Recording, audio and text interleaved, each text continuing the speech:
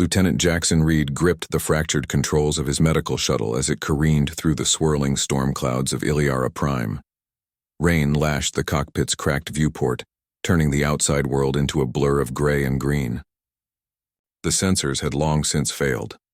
Warning sirens wailed in his ears, and every jolt threatened to throw him against the braces bolted to the seat. He fought to steady the craft, thumb brushing over the manual override. Spark after spark danced in the dim console lights, then the engine sputtered and died.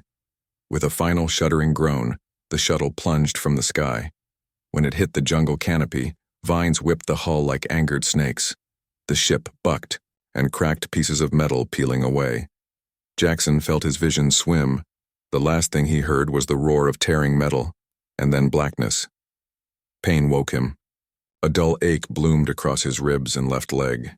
He lay on his back in shallow water, the shuttle's twisted wing jutting overhead like a fallen giant. Rainfall tapped his helmet in a slow, endless rhythm. He pushed himself upright, every breath a hot stab in his lungs. He checked his suit's status. Oxygen barely registered. Comms were silent. Only the distant rumble of thunder answered his calls. He stripped off his helmet, breath steaming in the humid air. Above him, pale shafts of light fought through the thick canopy, illuminating drifting, spores and motes of dust. His medical kit lay half buried in mud. With trembling fingers, he freed the pack and pulled out a field blanket and rations. He wrapped the blanket around his shoulders, teeth chattering despite the heat. Survival training kicked in. Find shelter, locate water, call for rescue. But every step he took sank him deeper into the squelching undergrowth. Before he could set up a distress beacon, he heard it, a low growl, smooth and menacing. He froze. Somewhere in the green gloom, something watched, a rustle. Something moved just beyond sight, sinister weight shifting on padded paws. Jackson's heart thundered. He pressed himself flat against the wing, sweat beading on his brow. When he dared to look, he saw glowing eyes set in a sleek muzzle. The predator was no ordinary beast. Its fur shimmered in the half-light, stripes like dark rivers running down its flank. A low rumble rolled from its throat. It crouched, ready to spring. Jackson fumbled for the flare pistol clipped to his belt. As he brought it up, vines wrapped around his ankle, pulling him off balance. He cried out and tumbled, flare skidding across the mud. He lunged for it, but thick roots snagged his sleeve. The beast lunged first. Jackson rolled, trying to bring his arms up, but the creature's fangs flashed. He felt cold teeth graze his forearm. Pain flared like lightning. He screamed. Then, an explosion of motion. Blue-white energy arced through the air. The predator froze, hair lifting. A second bolt struck the ground inches from its paw. Electricity hissed. Vines sizzled, and the beast yelped before darting back into the jungle's depths. Jackson's head cleared just enough to see his rescuer. She hovered above him, clad in shining armor that caught the rain in bright flashes. Her helmet was swept back, revealing copper-colored hair that clung to her face in damp strands. Her eyes glowed with power as she landed, boots sinking into the mud without sinking herself too far. She moved with grace and strength. In one fluid motion, she lifted Jackson as if he weighed nothing, then threw a coil of rope around a sturdy branch. With a few strong pulls, they rose above the mud, dangling over a pool of slow-moving water. Jackson lay suspended, rain washing the blood from his arm. He stared at her in shock. Her armor bore unfamiliar symbols: a bird with outstretched wings, a crescent moon, a pair of crossed spears. He knew he was deep in foreign territory, but these signs meant something to her people. Who are you?" he managed, voice hoarse. She crouched beside him, helmet visor retracting with a soft hiss. Her eyes were bright and fierce. "You will live," she said in a calm voice. Her accent was lilting, musical, but he could not place it. "But you must come with me."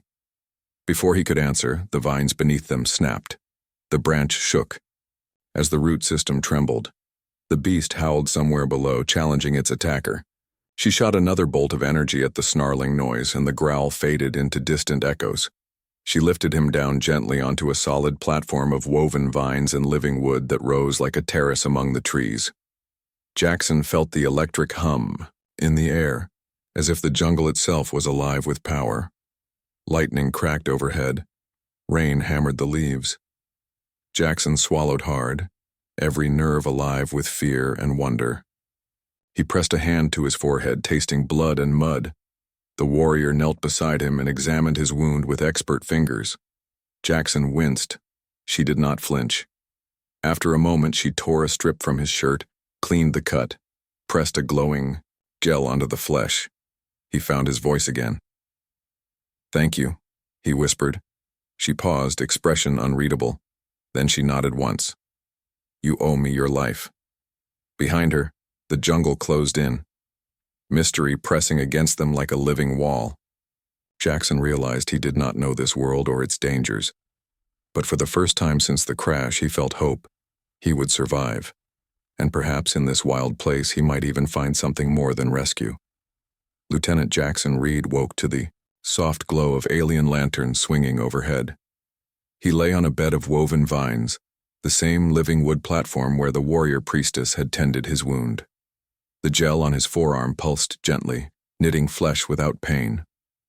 He sat up slowly, every movement reminding him of the strange bite that had bound him to his rescuer. Nearby, she stood with her back to him, gazing into the dense jungle. Rain still fell in gentle sheets, but here the canopy wove a reliable shelter. He knew her only as Vora from the symbol on her armor, a bird with outstretched wings. He tried to recall any memory of what she had been before she saved him. There was none. "Your arm heals," she said, not turning. Her voice was calm, with a hint of curiosity. "I gave you a bond bite. You belong to me now." Jackson swallowed, hard. He had heard of ancient customs binding two souls by blood, but he had never believed them. I do not understand," he said, voice shaking. "I appreciate your help. But marriage, a bond, I am a stranger." Vora turned finally. Her eyes glowed with soft light. "On Bordia, when a warrior priestess bites, it seals an eternal link. We share life force. You share mine." She lifted her hand, showing a faint scar on her palm. "See, here? The same mark." Jackson studied the scar and then his own arm. A small, luminous pattern pulsed beneath his skin. It looked like feathers, like the bird in her symbol. A shiver ran through him. "I feel warmth," he admitted. "Like I am part of something bigger." She nodded. "Yes, you will gain strength, but you will also feel my pain, my joys, my burdens." She took a step closer, and he realized how tall and strong she was. Her armor gleamed like polished silver, decorated with moon shapes and spear designs. "We are linked." He looked away, uncertain. "What does this mean for me, for my mission?" Her gaze sharpened. "Your mission is forgotten. You crashed on my world. My duty is to protect you and to bring you before the High Council as my consort." Fear blazed in his chest. "Council? Consort? I did not ask for this." Vora's expression softened. She reached out and touched his shoulder. The contact sent another pulse of warmth through him. "I know you are frightened, but our bond is already known among the clans. They will search these jungles for you." Jackson closed his eyes, recalling the political complexities in the news feeds he had glimpsed while traveling. Bordia was a world of fracturing clans, each hungry for power. To be linked to a warrior priestess placed him at the center of a storm. "They will fight over me," he said quietly. "I will be a prize." "A prize to be honored," Vora corrected. "Not for sale, for alliance." She moved to a low table carved into a living trunk and lifted a clay bowl of steaming broth. The scent of root vegetables and rare herbs wove through the air. "Eat. You must regain strength." He nodded and took the bowl. The broth was warm and nourishing. Each spoonful eased his trembling limbs. He glanced at Vora. wondering how she could be both fierce warrior and caretaker. "Thank you," he said again, quieter this time. She nodded but did not smile. "After you eat, we leave. The clans will not wait." She lifted her spear, its tip shaped like a bird's beak. The haft hummed with latent energy. "Be ready." He finished the broth and sat back, every sense alert. The jungle around them seemed alive with silent watchers. Strange insects flitted between glowing mushrooms. Vines curled and uncurled at his feet like living serpents. He realized this world had laws both natural and mystical. Vora knelt before him and pressed a small device to the side of his neck. A soft blue light spread across his skin. "This will let me find you in the dark," she explained, "and let you find me if we separate." He flinched as the light passed over his throat, but the pinch was brief. The glow faded, leaving only the calm warmth. "I can't lose you," she said softly. "Not now." He looked into her glowing eyes and saw determination, honor, and something like kindness. Despite the shock of the bond, he felt a spark of trust. "I will follow you," he said. She stood and offered him a hand. He took it, surprised by how natural it felt. She helped him to his feet, and together they exited the hidden shelter. The jungle air was cooler now, night approaching. Dragonfly-sized feathers floated through gaps in the leaves, and distant calls echoed. Vora led him along a narrow path lined with glowing fungi. Each step took him deeper into foreign land, and toward a future he could not yet imagine. The bond bite had sealed their fate. Jackson Reed, human lieutenant, was now the husband of a Bordian warrior priestess, and neither of them could turn back.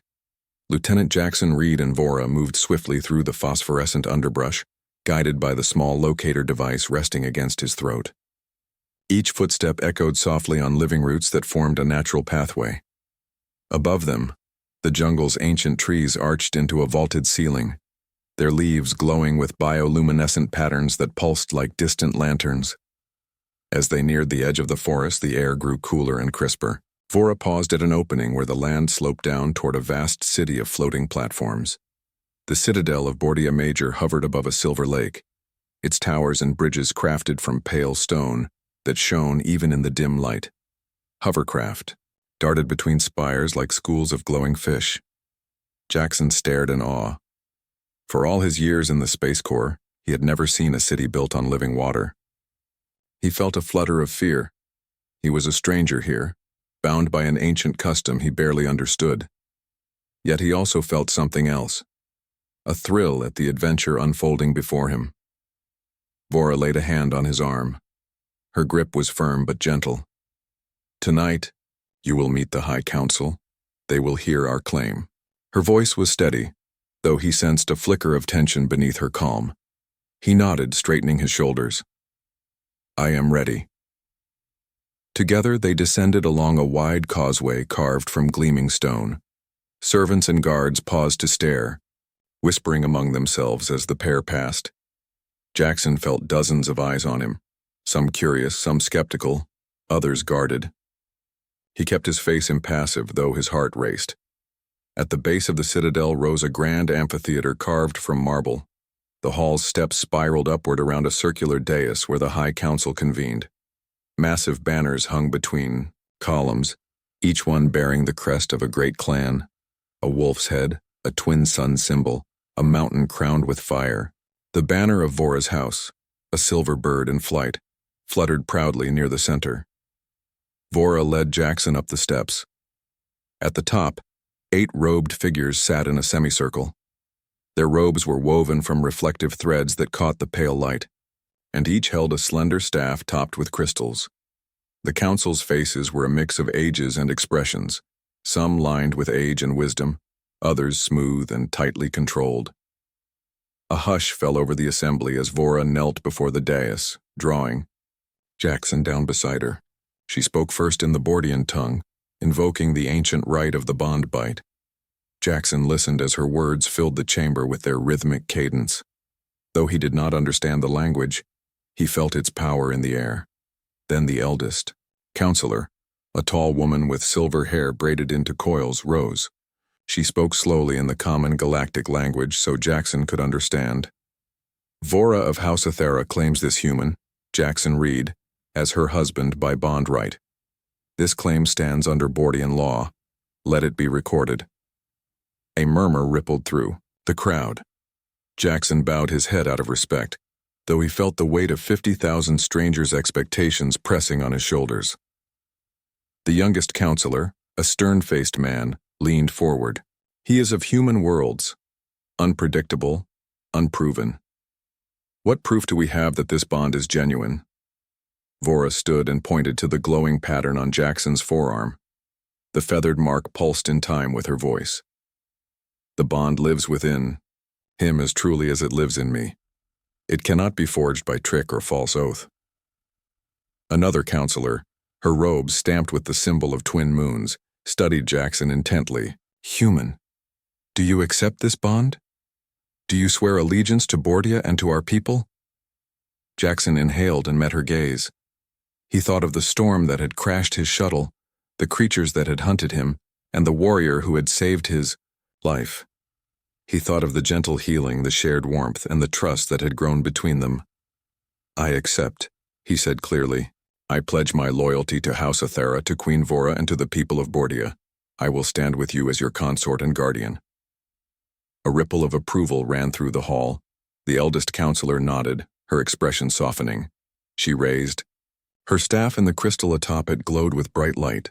Across the dais, each counselor's staff responded in turn, until the circle of light bathed Jackson and Vora. The bond is sealed, the eldest proclaimed. By the power of this council, Jackson Reed is henceforth the husband of the warrior priestess, Vora of House Athera. A trumpet sounded outside, and the crowd spilled onto the great terraces. Jackson and Vora stepped down from the dais, hands clasped. The air filled with cheers, shouts of welcome, and the crackle of celebratory energy. A parade of lights and music began along the floating bridges, heralding their union. Vora leaned close to Jackson as the counselors filed out behind them. You have honored me, she said softly, and her eyes gleamed with pride. He smiled, feeling a surge of confidence. You have honored me even more. Together they walked into the night, two souls joined by ancient right, stepping into a new life that neither of them could have imagined when first they met in that storm-tossed jungle. The galaxy watched, the bond of blood and spirit lighting their path toward unknown horizons. Lieutenant Jackson Reed followed Vora through the gilded corridors of the Bordian citadel. Light from crystalline windows danced on the polished floors. Every wall was carved with scenes of ancient battles and great hunts. Statues of revered elders stood in silent rows. The air smelled of incense and warm stone. Jackson felt both awe and unease. He was a stranger in this world of ceremony and tradition. Vora led him to a grand chamber where dozens of Bordian nobles gathered. They wore colorful robes and carried ornate staffs. Their eyes turned to Jackson as he entered. Some bowed politely. Others whispered behind their hands. Jackson tried to smile and nod, but his heart pounded. He imagined he was on display. Vora squeezed his arm. Remember our bond, she whispered. Stand tall. A tall ambassador from House Karta stepped forward. His silver robes swirled as he bowed. Welcome, Consort Reed, he said. His voice was smooth, even friendly. We honor your arrival. May your time among us be fruitful. Jackson inclined his head. Thank you, he replied. His voice sounded unfamiliar in this hall. The ambassador's keen eyes studied him. Tell me, human, what do you most admire in our culture? Jackson thought quickly. He recalled the blade dance he had seen in the courtyard. Your skill with energy weapons, he said. The way you move as if part of the weapon itself. The ambassador smiled. A wise answer. He gestured to two servants who offered cups of spiced tea. Jackson accepted one. The warm drink soothed his nerves, and he found his voice. Your rituals are beautiful. They link you to your past. As he spoke, a young noblewoman drifted closer. Her hair was bound with silver threads. and she wore a necklace of glowing stones. She paused at his side. "I am Sira of House Ilara," she said. Her tone was polite but guarded. "I too welcome you. My house seeks alliance with House Athara." She offered a small jade emblem. "Perhaps we can find common ground." Jackson bowed and accepted the gift. He felt the weight of her words. Alliances meant favors and debts. Across the room, a stout man from the volcanic region observed them. His dark skin glowed under the warm lights. He tapped his staff against the floor and murmured to his companion. Jackson caught half the phrase. Human advantage. He realized his presence was a bargaining chip. A knot formed in his stomach. He looked to Vora, but she spoke with Sira, her expression calm. Vora had faced these politics all her life. Jackson took another sip of tea and swallowed hard. He had studied diplomatic protocols at the academy, but nothing prepared him for this. Here, loyalty meant life or death. Favor one house and you gained enemies in another. He needed guidance. He looked at Vora. She turned and smiled, though her eyes held a warning. She guided him away from the crowd. They walked down a side passage, lined with stained glass. The images showed Vora's ancestors forging peace with swords of light. The corridor felt quieter, cooler. Jackson exhaled. "How did you learn to face them so well?" he asked. Vora rested her hand on his shoulder. "I grew up among them. I learned that power flows through words as much as weapons." He nodded. "I feel like a chess piece." She laughed softly. "Perhaps, but you are not a pawn. You are my equal in this bond." She paused before an alcove. A soft glow shone from a crystal. "Place your hand here," she instructed. Jackson did so. A surge of warmth passed through him. He saw for a moment memories not his own. Vora's childhood training, her vows to protect her people, her secret doubt before their bond bite. The visions faded, leaving him breathless. He stepped back. "I understand you more now." Vora's smile was tender. "And I understand you." They moved on. Deeper in the citadel, they came upon a balcony overlooking the city. Below, hovercraft zipped like fireflies. Beyond them, mountains rose against a purple sky. Jackson leaned on the railing, staring out. Vora joined him. "Tomorrow," she said, "you will spar with my guard. You must learn our fighting style." He tensed. "Me? Fight them? I can barely stand in those robes." She reached into a satchel and pulled out a simple training suit. "Change here." He glanced at the doorway. "Behind those tapestries?" She nodded. "We have privacy." He ducked inside and changed. When he emerged, he felt odd without his uniform. Vora waited with 2 training rods that hummed with energy. "These are safe," she explained. "Light practice." Jackson gripped one rod. It felt heavy in his hand, but balanced. She assumed a defensive stance. "Remember our bond. Let it guide you." They circled each other on the balcony. Below, the citadel's lanterns glowed like stars. Vora moved first, a swift strike aimed at his shoulder. Jackson raised the rod, hoping to block. The impact jolted, through his arm, and he stumbled back.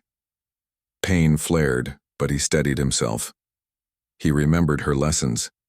He raised his rod to parry and countered with a gentle tap on her elbow. They both laughed at the soft spark. They continued, each learning the other's style.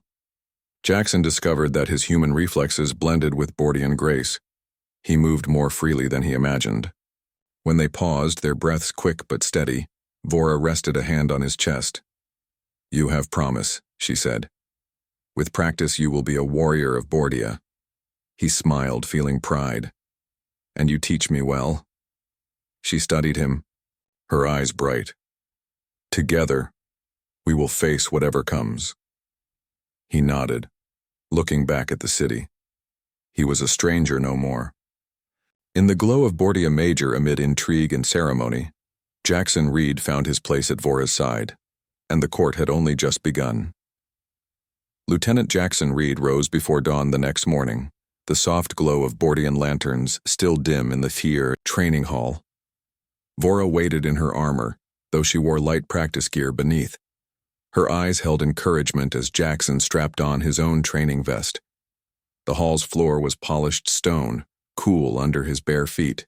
Long poles of humming energy leaned against the wall. Each pulse of light carried the promise of power, and of pain if used carelessly. Jackson swallowed and met Vora's steady gaze. "Remember our bond," she said softly. "Let it guide your hand." He nodded, fingertips brushing the sleek metal of the weapon. It felt alive under his grip, humming in time with the faint echo of Vora's heartbeat in his mind. He closed his eyes for a moment, sensing her presence and drawing calm from it. They began with simple drills. Vora moved like water, each step fluid and sure. She struck a swift tap on his shoulder, light enough that Jackson barely felt it. Then she stepped back. "Your turn," she said. Jackson raised his pole and aimed at her chest. She blocked easily, her rod absorbing the blow. He tried again, faster this time, but she spun away before he closed the distance. Frustration burned in his chest, but he let it go. Every failed strike taught him something new. After an hour of basic drills, Vora called for a break. She offered him water and a soft cloth to wipe sweat. He drank, his muscles warm with effort. "You learn quickly," she said. "Your human reflexes let you sense openings I cannot." Jackson smiled. "I learn from the best teacher." He saw a hint of pride in her eyes. Their training shifted to defensive moves. Vora guided his posture, showing how to angle the pole so energy dispersed harmlessly. Jackson mimicked her stance, legs braced, arms steady. When she launched a slow, controlled strike, he lifted his weapon and held firm. The hum of energy passed harmlessly along his rod into the ground. "That is perfect," Vora said, her smile lighting her face. "You protect yourself and others." Jackson allowed himself a moment of relief. He tested another block, this one faster, and held. Again, Vora nodded. "As warrior consort," she explained, "you guard our house. You protect me and our people." He felt honor bloom in his chest. This bond was more than ceremony. It gave him purpose. Later that afternoon, word came of trouble in the reactor wing, the jewel of the floating citadel. An explosion would throw the entire city into darkness and chaos. Vora's guard assembled at once, but she turned to Jackson. "You will come with me," she said. His heart pounded. I can help?" "You have learned our style," she said. "Your human mind can find what my guards might miss." He nodded. In seconds, they joined a squad of armored warriors. Hovercraft soared overhead, casting moving shadows on the ground. Vora led them through winding corridors to the reactor dome. Flames licked the walls of the outer chamber. A group of masked saboteurs worked over control panels. They twisted wires and smashed conduits, sparks flying. Jackson's training kicked in. He whispered to Vora through their bond, and she suited up her energy weapon. "Now," she said, and they burst into the room. The saboteurs spun at the sudden roar of weapons. Jackson raised his pole and struck the nearest attacker's weapon. "Arm!" The hum of energy coursed through the saboteur's guard, forcing him back with a cry. Vora moved like lightning, disarming another. Flares of energy danced in the small chamber. Jackson lunged at a masked figure, placing a timed charge on the reactor's core door. He grabbed the saboteur's arm and twisted, pulling him away. The device fell to the floor with a clatter. Vora snapped her weapon around the man's staff and tossed him aside with a controlled blast. Within moments, the council's guards filled the room. The saboteurs surrendered. Jackson and Vora stood side by side, chest heaving. The hum of their weapons wound down. A senior engineer rushed forward. "You saved the reactor," he gasped. "You saved us all." Vora nodded, pride shining in her eyes. She turned to Jackson. "You fought well, my consort." He felt warmth spread through him, equal parts relief and pride. That evening, Vora led Jackson to a chamber of crystal lights. Soft blue and green beams formed a dome overhead. "Our bond shows more than strength," she said. "It reveals our pasts." She touched his hand, and a vision flickered in his mind.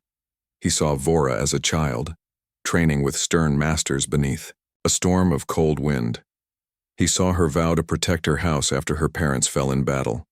He felt her grief, her resolve, her hope. Tears pricked at his own eyes. He had never shared such intimacy with anyone. The bond bite had opened a window into her soul. She drew him close. "Now you know why I fight," she whispered. "I fight for peace, for our people, for you." Jackson held her, feeling her heartbeat echo in his chest. He understood her duty, and his own. "Thank you for sharing this," he said. "I will stand with you always." She smiled, brushing a strand of copper hair from his face. "Together, we are stronger than any clan." As they left the chamber hand in hand, Jackson felt a new confidence. He was more than a human pilot. He was Vora's consort, a protector of Bordia, and a bridge between two worlds. And with every step, their bond grew deeper, ready to face whatever challenges lay ahead. Lieutenant Jackson Reed awoke in darkness. His arms and legs were bound by woven straps that glowed faintly. The air was thick and heavy, scented with sulfur and fear. He lay on a low stone platform in a subterranean chamber, far below the floating city of Bordia Major. Torchlight flickered on damp walls and cast long shadows. He tried to sit up, but the straps held him fast. Panic rose in his chest. His locator device was gone. He called out for Vora, but only his echo answered. He pressed his back against the cool stone and closed his eyes, steadying his breath. He thought of Vora's calm voice telling him to trust their bond. He reached inward and let her presence flood his mind. Above him, guards walked past in heavy armor. Their helms were marked with the black hand of House Corvus, the clan that had long resented House Athera's rise. Jackson realized the plot. They had kidnapped him to force Vora to surrender territory. If she refused, they would kill him before the High Council. He felt a twinge of fear, but he refused to yield. He tested the straps. They hummed with energy, but they were old, worn by time. He tugged hard until a band frayed. Then he shifted his weight and snapped it free. His heart pounded as he freed his other arm and then his legs. He stood, muscles stiff but determined. A guard entered, torch in one hand and a data crystal in the other. He sneered when he saw Jackson standing. "So, the human consort wakes," he said. "Tell your queen that Corvus demands her lands, or your head rolls." Jackson held his ground. "You will not harm me." His voice was steady, though his throat was dry. The guard laughed. "You will scream." He struck Jackson's shoulder with the torch. Jackson winced but did not cry out. Instead, he stepped forward, grabbed the torch hand, and twisted until the man dropped it. He grabbed the guard's wrist, turned him, and sent him stumbling into the corridor. The guard slammed against the wall with a thud. Jackson didn't pause. He found the corridor door ajar and slipped into the passage. The sound of voices echoed ahead. He crept along, moving toward a faint light.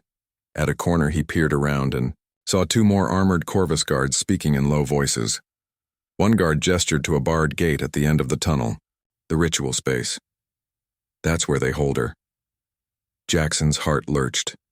They had taken Vora too. His mind raced. He pressed himself against the wall and moved silently forward. When he was near the gate, he pressed his ear to the metal. Bars. Through the darkness he heard Vora's voice. "Let me go," she said calmly. There was no fear in her tone, only cold resolve. "We will face each other in open court. You have no right to judge me. You have trifled with human bonds," a Corvus voice snarled. "Your consort is a prize for our victory." Vora's laughter echoed faintly. "You know nothing of human or Bordian honor." Jackson slipped his hand through a narrow opening in the bars. He found the latch and lifted it. The gate swung open. He stepped into the chamber and closed it softly behind him. Vora knelt before an altar of black stone, her hands bound. Her back was straight, and her copper hair fell in wet strands around her face. When she saw Jackson, surprise flitted across her glowing eyes. "Jackson?" she whispered. He moved to her side and knelt. He cut through the straps with a small blade he had hidden. Vora rubbed her wrists and stood, touching his arm. "You came alone." "I couldn't wait," he said. "We face this together." She nodded, and their bond hummed warm between them. They rose and crept to the gate. Vora held her hand out and called on her energy. A spark of light glowed at her palm. She pressed it against the gate's lock, and it dissolved in a flash. They stepped into the corridor as alarms began to wail. Torches guttered as guards flooded the halls. Vora drew her energy spear. Its tip blazed white. Jackson lifted his training pole, humming with power. The first guard charged. Vora struck in one fluid motion. The guard's weapon flew from his hand and clattered to the ground. Jackson swept the next guard's leg, sending him stumbling into the wall. Together they moved down the tunnel in perfect sync. Guards rushed from side passages, but Vora and Jackson met them without hesitation. Jackson parried a heavy axe swing with his pole, twisting the man off balance. Vora spun and knocked the attacker unconscious. Energy crackled like lightning between them as they fought side by side. They reached the main staircase up to the Citadel's lower decks. Corvus's forces pressed behind them, torches bobbing. Vora grabbed Jackson's arm. "Move," she urged. They raced up the stairs two at a time. At the top, a blast door stood between them and the open air. Vora touched the door with her spear. The crystal on its end flared and the door slid aside. They burst into moonlit corridors where loyal Aethera guards awaited. The Corvus soldiers balked at the sight of reinforcements. A single command from Vora sent them scattering. Jackson and Vora stood back to back, chests heaving. "You fought well," Vora said, her voice soft. She touched his cheek and he felt warmth flood him. "Your courage saved me." He shook his head. "No, you saved me," he replied. "Without your bond, I would never have found you." She smiled, and her eyes shone like stars. "Together, we are stronger." As Aethera troops escorted them to safety, Jackson looked back down the tunnel. He knew the clans had witnessed their rescue. Rumors of a warrior priestess and her human consort, united in battle, would spread through Bordia. Their bond, once questioned, would now be seen as a force to be reckoned with. Side by side, they walked into the city's bright lights, ready for whatever came next. Their bond had been tested by darkness and had only grown stronger. Lieutenant. Jackson Reed stood at the edge of the Grand Plaza, the early sun painting the pale stone with soft gold. Around him, the citizens of Bordia Major gathered, filling the terraces that spiraled toward the High Council Hall. Flags of House Aethera flapped beside banners bearing human emblems, blue stars on white fields, the first time such symbols adorned Bordian soil. Vora appeared at his side, her armor polished until it shone like a silver lake. She held her spear upright, its tip catching the light. Beside her, counselors in their gleaming robes took their places on the dais. The eldest among them stepped forward to speak. "People of Bordia, today marks a new era," she announced. Her voice carried clearly over the silent crowd. "By bond right and by merit, Jackson Reed has proven himself a true consort of Aethera. As husband to your warrior priestess, he stands with us as ally, protector, and friend." A ripple of applause rose, polite but cautious. Jackson lifted his hand in greeting, heart pounding with both pride and humility. He saw families nodding, children leaning forward for a better view, merchants whispering to one another. When the clapping quieted, Vora continued, "Let this union promise more than ceremony. Let it bring trade, knowledge, and unity between human worlds and Bordia." A young counselor with twin moon robes stepped up. In his hands he held two crystalline spheres. One glowed with human technology, tiny circuits spinning like galaxies. The other pulsed with Bordian energy, soft waves of light drifting within. "With these," he said, placing one sphere in Jackson's hands and one in Vora's, "we seal our alliance. Human science and Bordian spirit together. Jackson felt the sphere's warmth. He closed his fist around it and nodded to Vora. She pressed, her sphere against his, and for a moment the lights within merged into a bright ribbon that arched above the plaza. A gentle hum spread through the air like a song of promise. Then the High Council's trumpet sounded, and a band of human musicians played alongside Bordian drummers. Music danced between alien scales and familiar rhythms. Jackson found himself tapping his foot, unable to hide a grin. Vora glanced at him and smiled, her eyes full of warmth. After the ceremony, the plaza transformed into a festival ground. Stalls lined the terraces offering human foods, spiced pastries, dried fruits, and roasted nuts, alongside Bordian specialties of glowing mushrooms and sweet nectar wine. Jackson tasted a pastry spiced with cinnamon, its warmth reminding him of home. Vora offered him a sip of nectar. It was cool and fragrant like spring rain. They moved among the crowd, accepting congratulations and questions. A merchant from the city's east wing asked about human star charts. Jackson promised to send copies of navigational logs. A young student asked for tales of life in the Federation. Jackson described wide plains, oceans, and cities that rose like glass spires. In turn, Vora explained Bordian legends of sky spirits and living crystals. As afternoon light gave way to orange dusk, Jackson and Vora reached a viewing platform overlooking the Silver Lake. Hovercraft settled on its surface like prayer boats. He took her hand. "This," he said softly, "is more than any mission I ever flew." She squeezed his hand. Our bond brought two worlds together. He looked into her glowing eyes. "I never believed in fate, but I believe in us." She leaned close, voice gentle. "And I believe in you."